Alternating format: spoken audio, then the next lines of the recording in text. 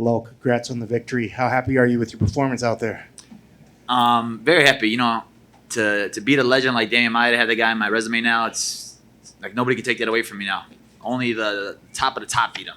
Anderson Silva, Kamaru, Gilbert Burns, those are the only guys that are beating this guy, and I just beat him. My name's on that list. And I know you have a lot of respect for him.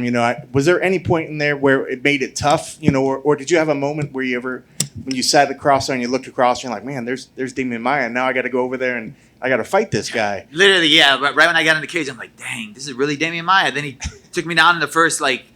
I was like, oh, wait a minute, dang, he got me down. But then I was like, wait, hold up, I could get up. This is only a man. Let's go, get up. It doesn't mean anything that his name's Demian Maia. So I got up, and then after that, I was like, all right, cool. We could defend this takedown. We're strong enough to compete with him.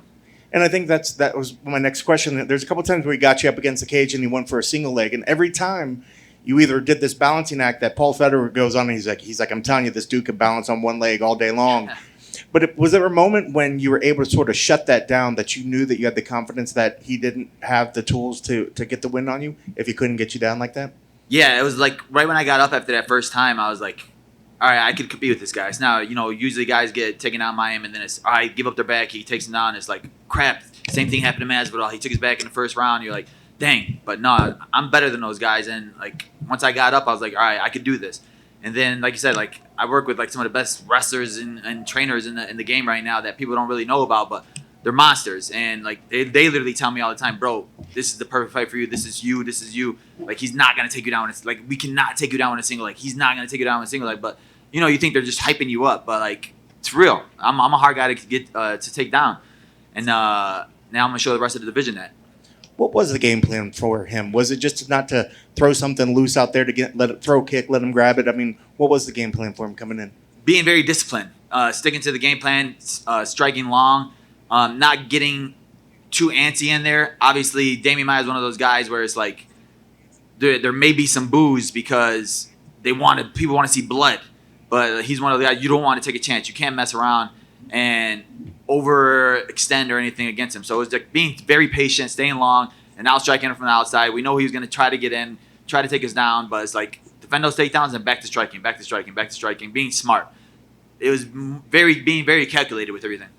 And we didn't see anything on the broadcast, so I assume we didn't miss him putting the gloves down or anything. Are you glad that he didn't put the gloves down after that? Honestly, I don't want to be his last fight. I'd rather see him keep fighting because he can still compete. He can still, like I said, literally the only two guys he lost to out of his last five are me and Gilbert Burns, and we're the top of the division. And it's probably easy to say that that's probably the biggest thing that you've beaten at this point. But who's next after a guy like Demian? I mean, I was hoping Diaz would have knocked out Leon, so I would have got that rematch. But now obviously I want something that makes sense. I want to look upward. I'm thinking definitely somebody in the top 10. I would definitely want that Vicente Luque fight back. So if I get that one, that'll work out perfectly. I know you had to get stitched up because it took you a little bit, but you did get to watch this fight. What was your thoughts on this fight? My thoughts on that, I would have broke him. He was ready to break in that fifth round, and that was Diaz playing 90% of the rest of the fight. Like me, I would have stayed in his face the whole time. I would have broken Leon for sure. Congrats on the win.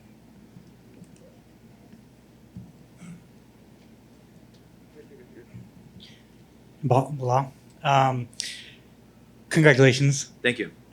So they say that Demian Maia is like a backpack when he gets on you. Can you say that's true? Well, he didn't touch my back, but it's a different grip.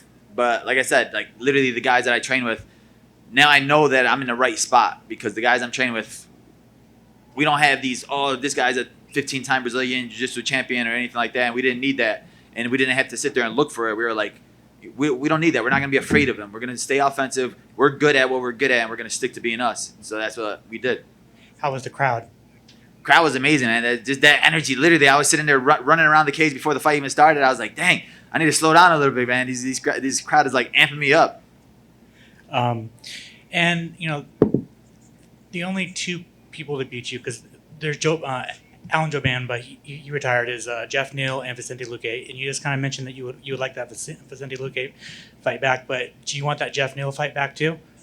I actually been training with Jeff Neal right now, so I been training with them. So if it needs to happen, it needs to happen. But I'm looking upward toward Vincente, and then I know Nick Diaz said he wants to fight back. He was looking at me hard at the hotel. Then I gave him the finger, so maybe something will happen with that. I like it. I like it. Congratulations. That was Nick you gave the finger to? No, I was just messing around. All right. You run I never give the finger. I always just give like the ring finger. Did you run into Leon at all in the Fighter Hotel? Huh? Did you run into Leon anytime this week? Literally the only time I ran into him, he went running. Really? Nah, I'm playing. You're giving us such good headlines right now. My thing was, it was like, my coaches were like, we got to maintain focus. We got to look at who we're looking at. We're looking at Maia right now. Obviously, everybody's asking the same question. Oh, how is it with Leon in there? How is it with Leon in there? But it's like, I had a freaking legend in front of me that I couldn't look past. So it was like, all right, now I'm past them. So now when I see Leon, I'm going to poke him.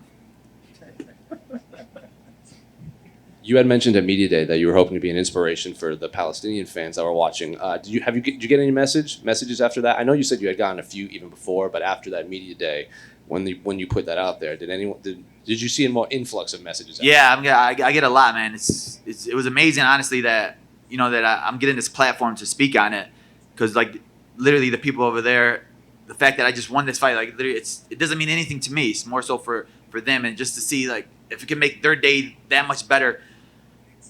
Give them 10 minutes of smile, or to cheer for somebody that's carrying their flag, and to say that that's our flag, that's our flag. We exist, and we're up there. We're on ESPN. We're on a pay-per-view, and he's waving our flag. Like, that means more to me than anything, than winning this fight, winning any money, nothing. That doesn't mean nothing to me.